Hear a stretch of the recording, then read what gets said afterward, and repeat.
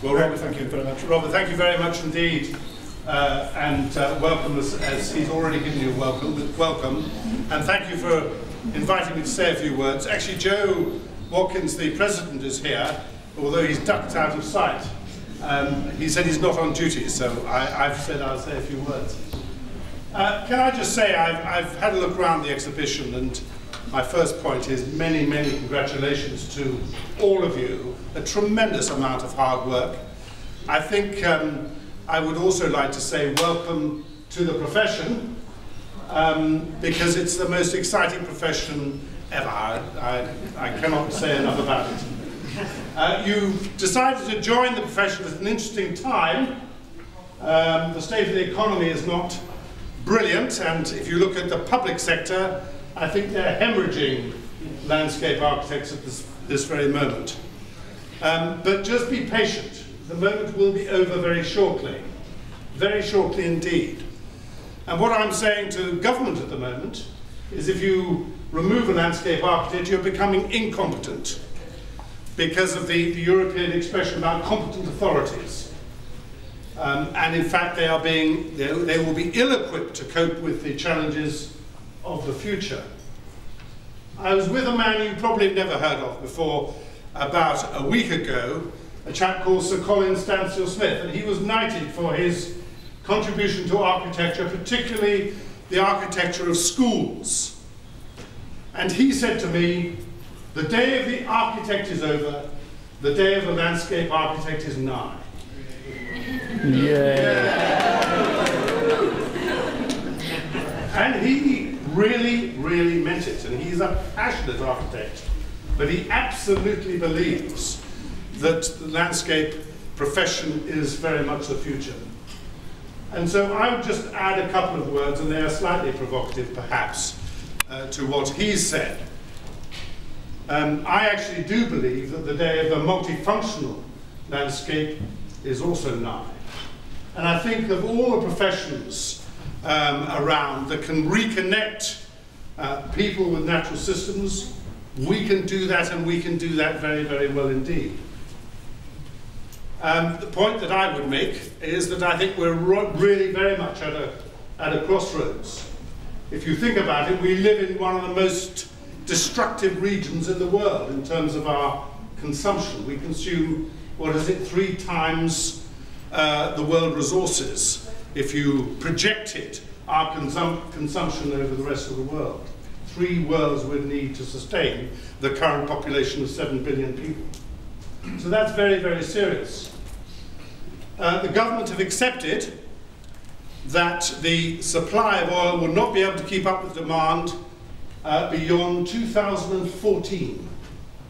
Okay? Of course, everybody's very, very worried about mobility. How the heck are we going to keep the lights on? Actually, the real issue is about food. Food is a very serious issue. And food production has been, I think, banished, haven't we? We've been disconnected from food, from natural systems. We think that we can use our oil. 200 years, we've just about spent millions and millions of years of captured sunlight. So we're entering a new phase. And harnessing the power of natural systems is going to be very much the answer. And I think we can do that.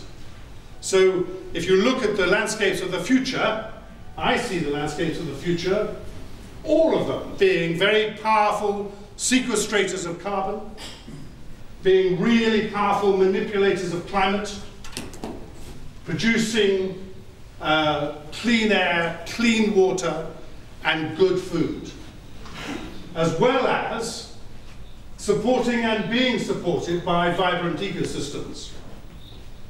And I suspect that the quality of the soil, the biodiversity of the soil, and one of my past jobs was being a board member of Natural England, and I hammered this particular point very hard with Natural England. I said, you'll get nowhere with biodiversity until you really capture the importance, the vital importance of our soils.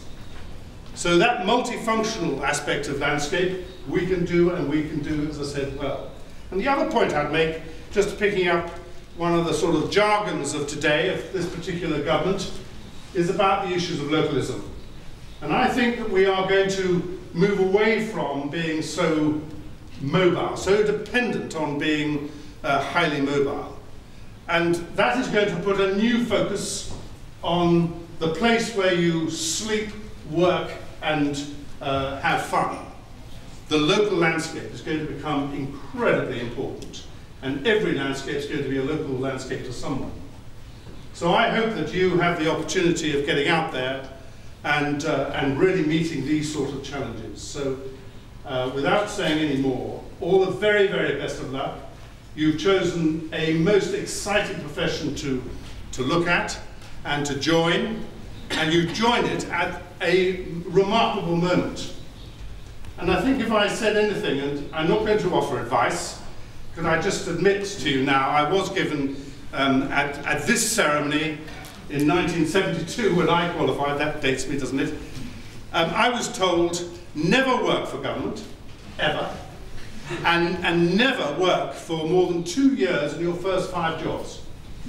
Okay, that was the advice given to me, and I absolutely ignored it. So the last thing I'm going to do is to give you any advice. But I think that one observation I would make, if we're going to reposition the landscape profession more central to society, then we really must celebrate our ability to look at utility and function. We can do that beautifully, but we do need to reposition the profession to be functional and capture that multifunctionalism that I mentioned. You've been terribly patient. All the very best of luck. Thank you very much.